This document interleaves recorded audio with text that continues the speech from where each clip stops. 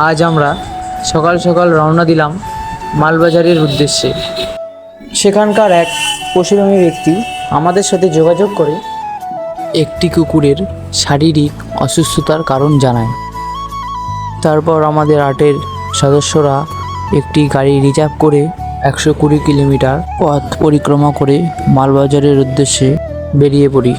সেখান থেকে নেমে কুকুরটাকে 2 ঘন্টা খোঁজার পর অবশেষে কুকুরটাকে পাওয়া যায় ওখানকার একটি পেট্রোল পাম্পের সামনে। কথায় আছে না, জীবে প্রেম করে যেই জন সেই জন সেবিছে ঈশ্বর। বাচ্চাটিকে আমরা অনেক ধরার চেষ্টা করেছিলাম, কিন্তু কোনোভাবেই বাচ্চাটি আমাদের হাতে আসছিল না। অনেক চেষ্টার পর শেষমেশ বাচ্চাটিকে আমরা ধরতে পেলাম।